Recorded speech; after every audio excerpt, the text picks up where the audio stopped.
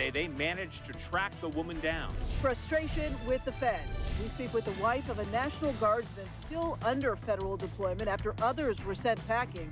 Why she thinks he and the rest of the soldiers should be going home.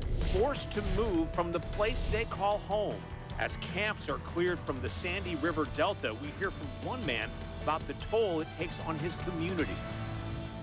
Good evening, and thanks for joining us on the 10 o'clock news. I'm Pete Ferryman. And I'm Rielle Creighton. First tonight, the Department of State Lands is working to clean up the Sandy River Delta near Troutdale, making major progress clearing homeless camps and trash at the site in just over a month and a half. Yeah, but once the homeless camps are removed, some camps pop up immediately after, despite the increasing number of shelter beds across the metro area. And many of the campers insist that they have nowhere else to turn. Fox 12's Michaela Armstrong brings us the story. Camps like this and the trash around them have been a focus of the state for the past month and a half. Now 30 camps have been cleared near the Sandy River Delta, but with no place to go, some still remain. There's like a curse on this land where like once you're here, it's so beautiful, you just never want to leave and you'll always come back. This is home, according to Clinton Phillips, nestled away along a trail in the Sandy River Delta, just outside Troutdale, in Multnomah County. Phillips says he and a few others found this spot after the Department of State Lands cleared around 30 camps in the Delta over the last month and a half. There was a lot of people. I mean, it was our own little society, our own little clique outside of the clique. He says those who stayed only moved steps away from where the sweep took place. I don't really think that we really left in a sense because you can't. We're stuck here. But Phillips says being removed from where they were originally takes a toll. Psychologically, definitely psychologically. There's a lot of depression that comes with it, a lot of misguided anger and resentment. Families are broken up. I mean, people commit suicide because they just lost all their Department of State Lands says the changes are a part of its cleanup efforts, which include removing camps and picking up trash. With the camps cleared, the state has also removed more than 100 tons of trash. Phillips says he is not surprised. Some of us, I mean, we're all unique, but some of us do leave it pretty trashed, but others of us also do our part trying to clean it up and keep things looking good and beautiful like they should be. But those who come to walk the trail say they are glad the state is doing more to restore the site. It makes it a little bit more welcoming. People feel safer because you don't know what's going on when there's just people out there in the woods when you're walking around. It'd be nice to have them in a better place to where they don't have to come out here. That's the end of the game right there. But for Phillips, who says he has nowhere else to go, this trail is all he has. According to the state, as it moves into its next phase, regular patrols will be in the area and more homeless camps will be cleared. In the Sandy River Delta, Michaela Armstrong, Fox 12 Oregon. He came here to find safety, and unfortunately, the bullets he was running away from Somalia, it caught up with him here. Portland police say that they have arrested a third person in connection with a murder that happened more than 3 years ago. This all started back in 2022 when 39-year-old Shani Mohammed was shot and killed while working as an Uber driver in Northeast Portland.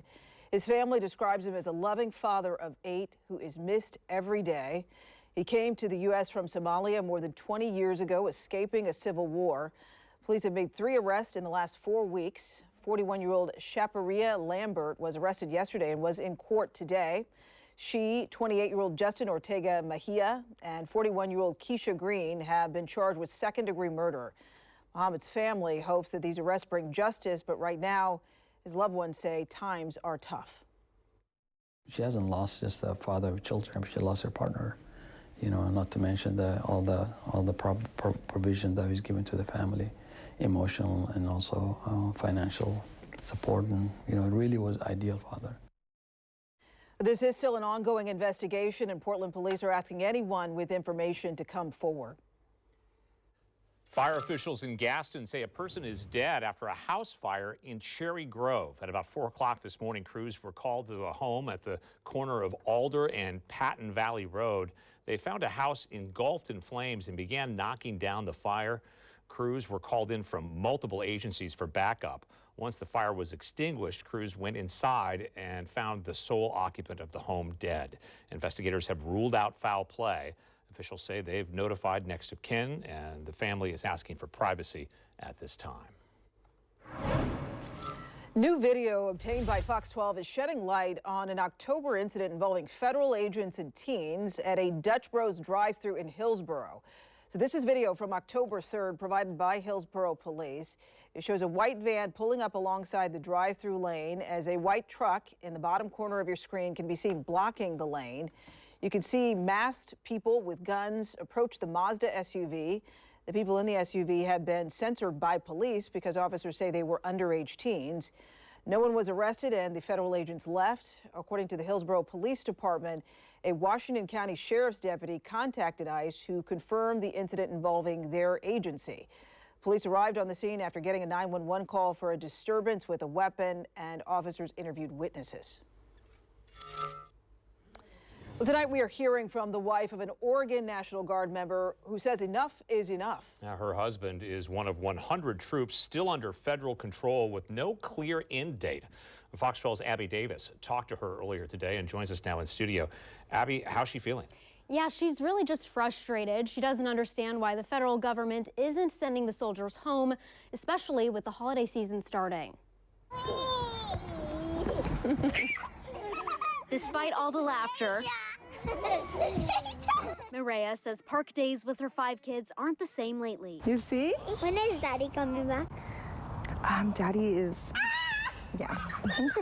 Do they ask that a lot? Yeah, they do. They ask for their dad.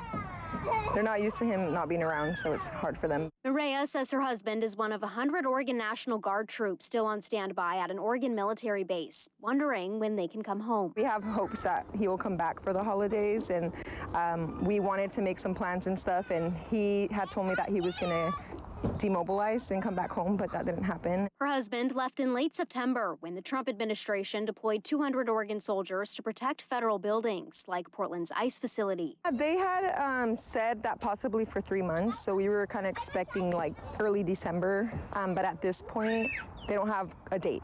We're still kind of just waiting for their word because it's really confusing because, like I said, their word changes like every other day. A spokesperson for U.S. Northern Command, which oversees the federalized guard, wouldn't answer my questions about why they recently demobilized just half the Oregon troops. But their website says the changes help them balance holiday leave while ensuring there are enough troops to fulfill the mission. Do you think all of them should be on their way home? Oh, absolutely. Like I said, I think like if there was like a real crisis happening right now or something, then I understand like why they would be there, but we don't really have answers to why, so that's kind of the reason why it's a little bit frustrating for us. We're hanging in there, God's grace, you know, we're gonna get through it. The Oregon Military Department told state lawmakers earlier this week that 100 soldiers might be on standby through April. As I previously reported, a federal appeals court ruled Wednesday the federalization can continue for now, pausing a lower court's decision that said it was illegal. Reporting in studio, Abby Davis, Fox 12 Oregon. Okay, Abby, thank you.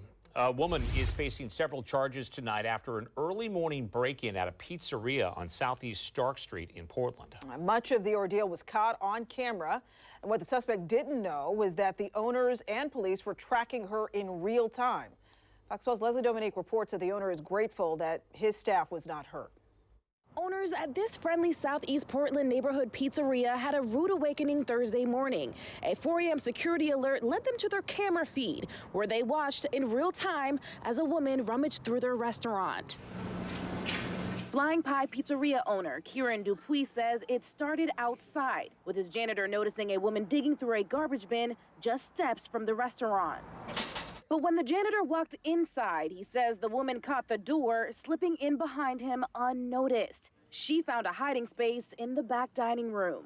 She hid underneath this table right here. So in reviewing the footage, she was underneath there for 45 minutes. Once the janitor left, the video shows the suspect moving behind the counter, digging through the till, cabinets, and then lockers. Dupuis says she broke a door lock and a drawer, coming up with only keys and spare change, triggering the motion alarm in the process. This is where she actually set the alarm off. Portland police responded swiftly. Using the live security feed and a canine, they tracked her through the building. Dupuis says she ran up a stairwell trying to make a run for it. They found her right back here. But an officer was waiting for her just outside this his door. The woman, later identified as 44-year-old Andrea Niquette, was arrested. Her backpack at the scene filled with hammers, a pry bar, and screwdrivers.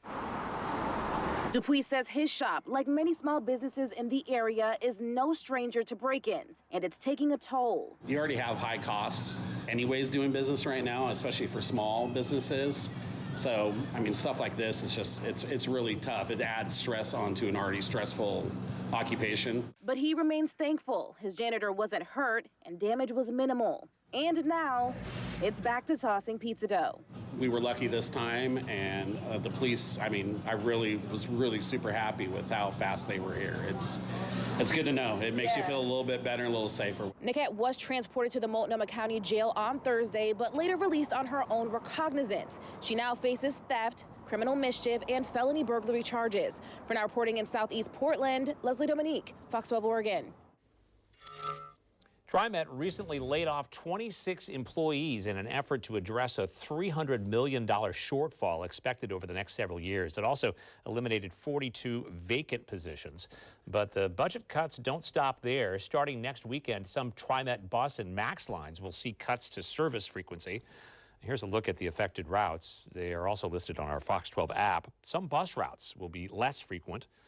As early as 7 p.m. TriMet managers say rising costs and less money coming in from fares led to them making the cuts to bring service in line with expenses and revenue. Larger cuts are also expected next year. Okay, taking a live look outside from our Discover Newport camera. It looks lovely out there tonight, but boy, the chill is in the air. Yeah. When you have the clear skies, right? That's when things can cool off overnight, right? Pete's been paying attention during weather school, that's for sure. Oh, well, we all have. Yeah, clear Griel just knows that it's cold, and I agree with her. Which is probably my everyday comment, but. And the nights are getting pretty long, you notice that? I mean, it's dark for a long time this time of year, so lots of chance to cool off. So we're in the mid-40s. It's not that cold, it's just, but it is cool.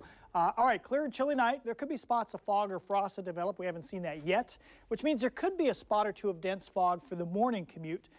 In the morning. It looks like it's going to be slow to clear as well. Now, if you want guaranteed sunshine, I think the next 2 days, the mountains are the place to be, the gorge. The coastline will actually have a lot of sun tomorrow.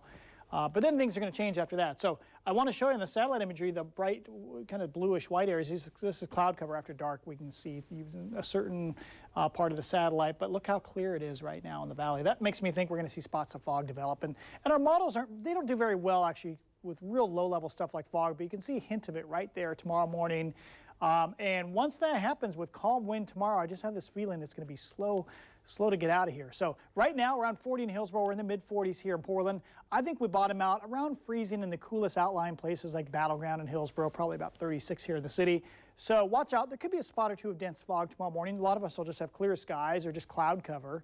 But for the rest of tomorrow, we're assuming, fingers crossed, that the clouds will break up to sunshine. There's no weather system overhead. It's just at this time of the year, like the fog tends to get stuck in the valleys at night and through half the day. So we'll go about 51 degrees for tomorrow. All right, so Thanksgiving now exactly 1 week away. We think we do see a change partway through the Thanksgiving weekend. We'll talk about that and also travel conditions over this weekend as the weather system comes in on Sunday. We'll let you know how that affects the Cascades and Siskiyous to California and all the way up to BC as well. That'll be in my first alert forecast. The 10 o'clock news is just getting started. A high-speed chase reaching speeds of nearly 120 miles per hour, and it was all caught on camera. Coming up, you'll see how police bring it to an end and capture the suspect in a double homicide. Plus, from vandalism to manufacturing firearms, a Portland man is now convicted of more than 50 crimes. What led to his arrest and how much time he could serve? Coming up.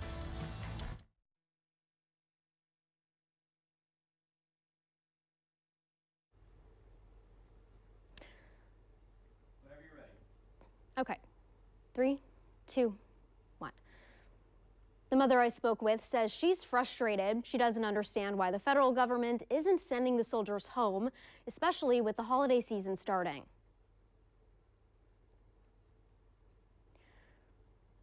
The Oregon Military Department told state lawmakers earlier this week the 100 soldiers might be on standby through April. As I previously reported, a federal appeals court ruled Wednesday the federalization can continue for now, pausing a lower court's decision that said it was illegal. Reporting in studio, Abby Davis, Fox 12 Oregon.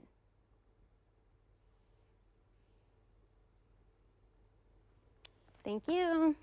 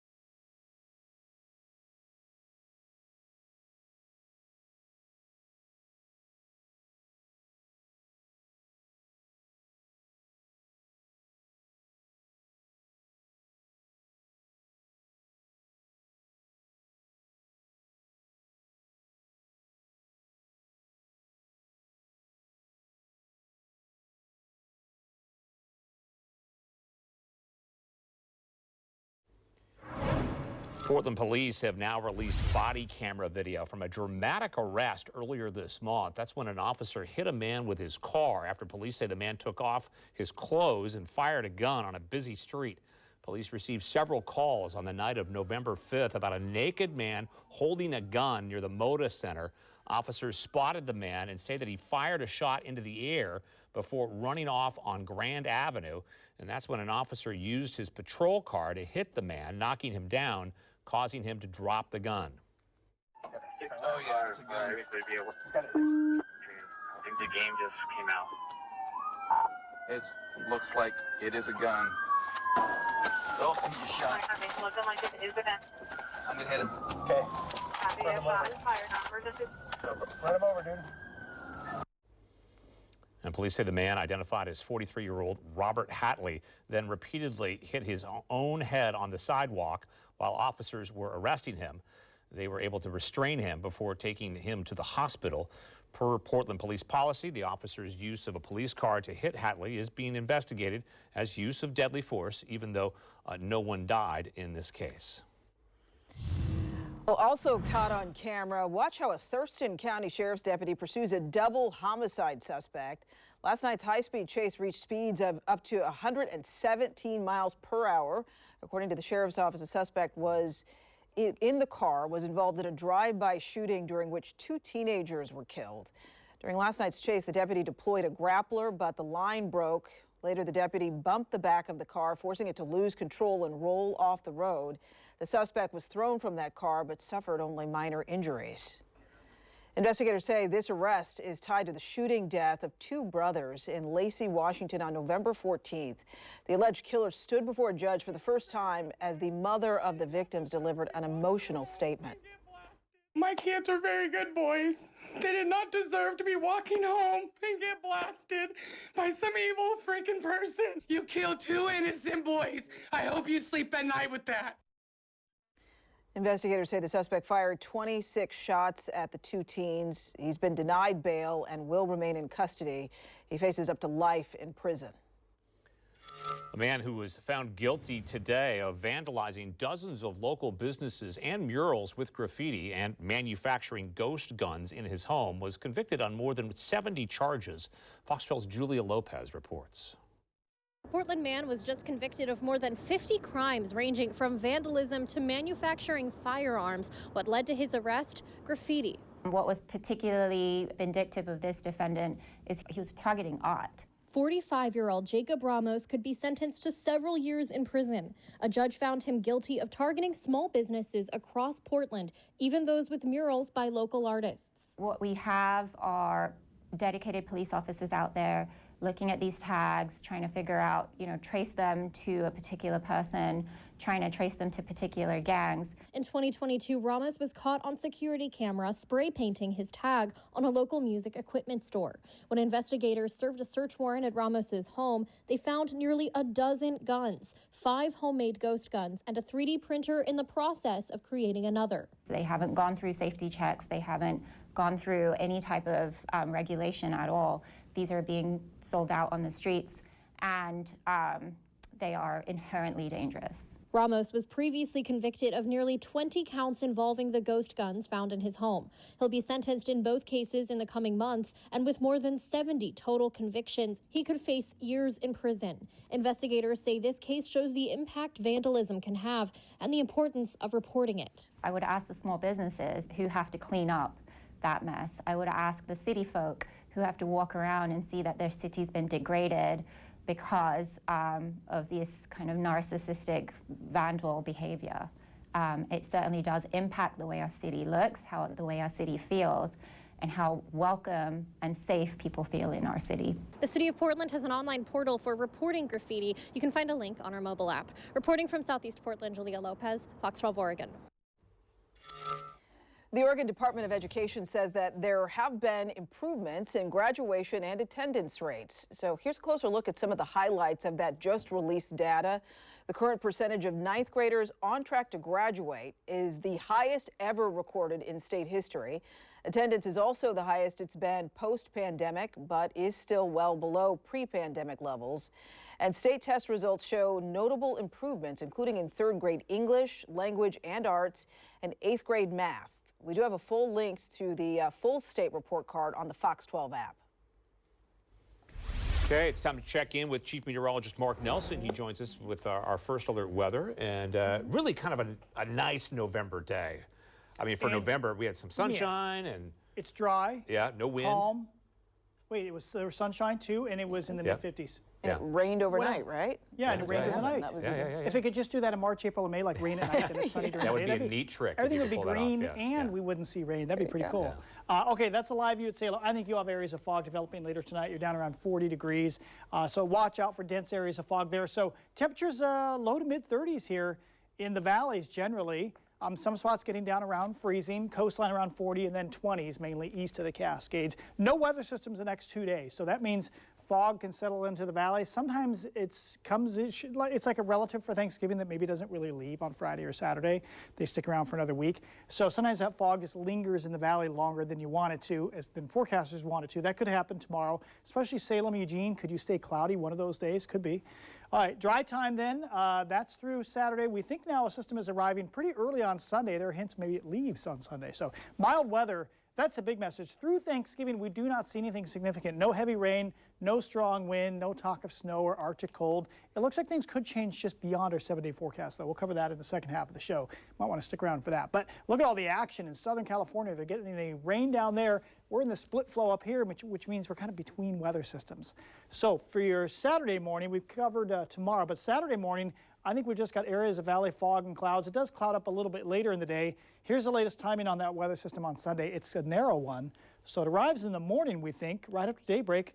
And then in the afternoon, could we actually have partly cloudy skies Sunday? Yeah, so we might adjust our forecast slightly that direction. Either way, it's going to rain at some point on Sunday. So we'll just call it turning rainy. Maybe it's early and it's not so wet later. By the way, remember tomorrow morning, it's going to be chilly for the kids. The bus stop forecast, about 36 degrees. And again, we've covered the rain coming in on Sunday. Should also point out on Monday that Sunday night into Monday, there will be a little bit of snow in the mountains. Last point here is that it won't be snowy over the mountains over the weekend, but Sunday night into Monday, maybe an inch or two up there at Government Camp. Pete and Riel. Stunning new details about that deadly UPS plane crash in Louisville, Kentucky earlier this month. The new images coming to light and the latest on the investigation that's raising chilling parallels to a past disaster.